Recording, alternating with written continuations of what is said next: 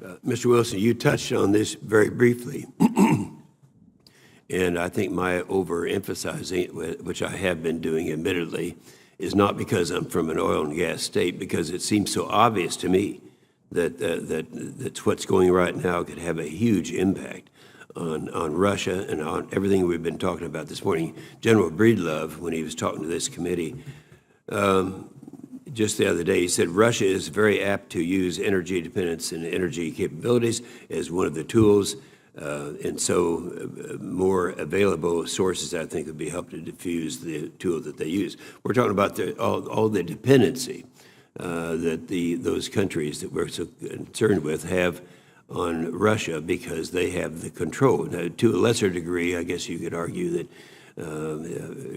Iran also has exports, but in the case of Russia, 68% of their exports are oil and gas.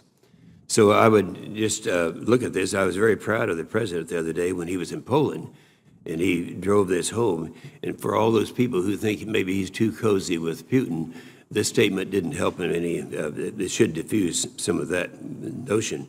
He said, "We are committed to securing your access to energy so Poland and its neighbors are never again held hostage to a single supplier of energy." So I'd like to hear from each one of you how significant you think this is. The ban is lifted. We now no longer have the war on fossil fuels, and so I think good things are going to happen. What do you think?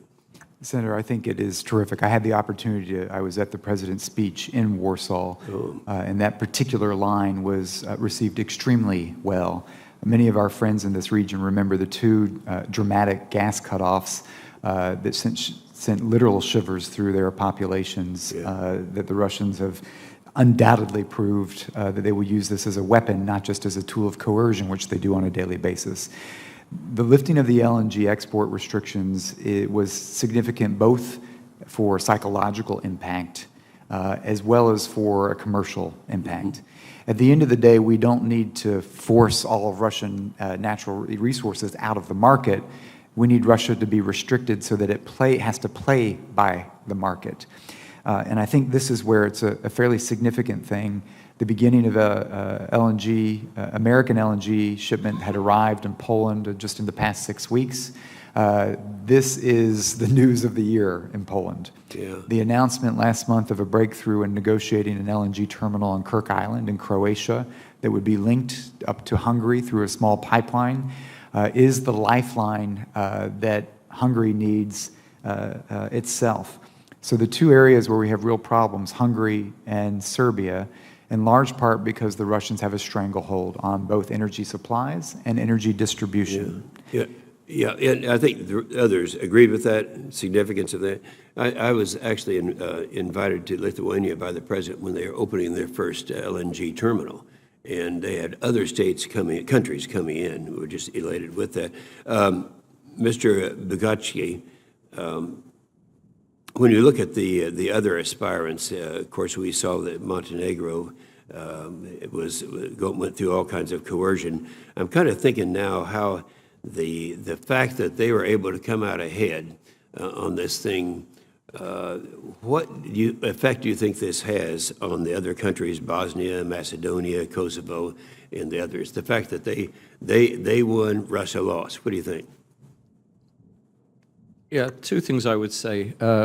Montenegro, the fact that it withstood a Russian attempt to overthrow the government sends a signal, a warning, if you like, to the region that Russia may not be averse to attempting a similar scenario in other countries.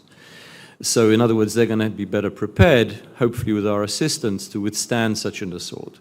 Secondly, I would say the positive results of Montenegro's NATO membership. In other words, remember, this is a country that only recently regained its independence, that many dismissed as being unviable, too small. And now this country is becoming successful. It's entered our security alliance. It's part of our security system. And the others are watching. The others are watching carefully. There are several countries that would like to join. At least most of Bosnia would. Certainly Kosovo would. Macedonia is desperate for NATO membership, but it's blocked, unfortunately, by this name dispute with Greece. I think we have to refocus attention on the region to see, and this I think would be the best way to push the Russians back, to try and move these countries as quickly as possible and as effectively as possible into the alliance, because they will contribute. They're very pro-American. They want to contribute to the alliance. Yeah, I appreciate that. My time's expired, but one last question to Ms. Samp. You made the comment that was the quote, "The Army combat presence in Europe remains a full brigade strength below what it was in 2012 prior to the renewed tensions with Russia." I'm wondering what some of our allies over there think, because the budget that the president came out with is exactly about the same as we were criticizing, you and I was also prior to this. What kind of effect that might have on our allies over there? So U.S. combat force presence in Europe, as you know, has decreased quite dramatically since the end of the Cold War.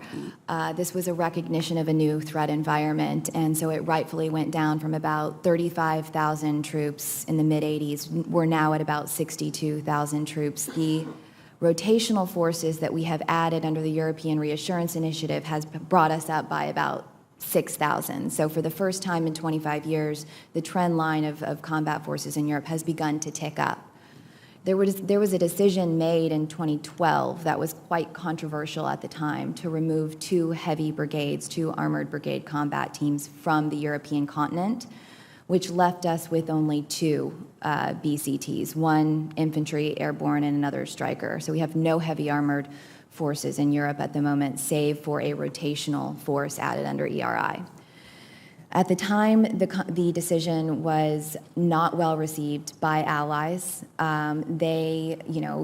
If U.S. troops are the most physical manifestation of the commitment of the United States, then the removal of those forces did send a message that the U.S. is ready to leave Europe and pivot perhaps to Asia.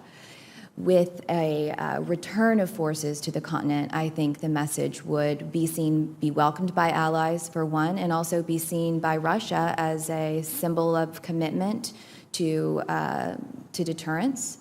And I think it would increase our leverage in the region.